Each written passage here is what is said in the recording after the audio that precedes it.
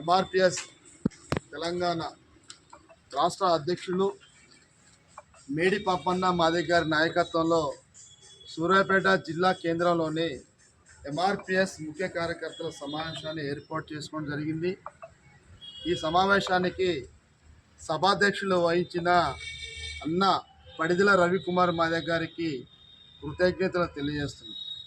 ఎందుకంటే మరి అన్నగారిని నిన్నగాక మొన్న హైదరాబాద్ నగరానికి వెళ్ళి మేడి పాపన్న నాయకత్వంలోని అధ్యక్షులుగా ఏకగ్రీయంగా ఎన్నుకున్నందుకు వారికి ఎంఆర్పిఎస్ పక్షాన ధన్యవాదాలు తెలియజేస్తున్నాం.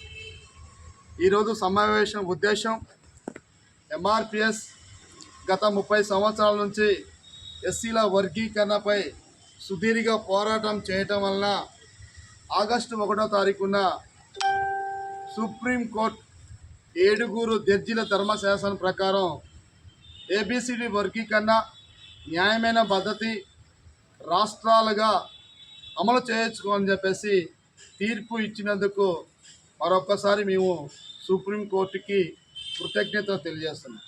ఏదైతే సుప్రీంకోర్టు ఆ రోజు తీర్పు ఇస్తున్న సందర్భంలో రాష్ట్ర ముఖ్యమంత్రి గారు నిండు అసెంబ్లీ సమావేశంలో మొట్టమొదటిసారిగా తెలంగాణలోని మాదిగలు అధిక జనాభా ఉన్నారు కాబట్టి ఏబిసిడి వర్గీకరణ పట్ల మేము చిత్తశుద్ధిగా ఉన్నాం, దాన్ని వెంటనే అమలు చేస్తామని చెప్పేసి హామీ ఇవ్వడం కూడా జరిగింది.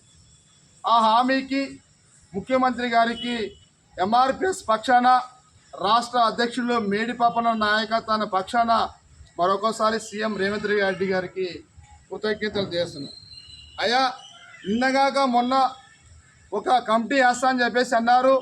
మరి నిన్న హైదరాబాద్లోని ఎస్సీల వర్గీకరణ కమిటీకి చైర్మన్గా మన నీటిపారుదల శాఖ మంత్రి కెప్టెన్ ఉత్తమ్ కుమార్ రెడ్డి గారిని నియమించినందుకు రాష్ట్ర ప్రభుత్వానికి మేము ధన్యవాదాలు తెలియజేస్తున్నాం, హర్షం వ్యక్తం చేస్తున్నాం ఎంఆర్పిఎస్ పక్షాన. ఎందుకంటే గత 30 సంవత్సరాల నుంచి మాదిగలు నష్టపోతున్నారు, మాదిగలకి న్యాయమైన వాటా రావాలి, మాదిగలకి లబ్ధి పొందాలి.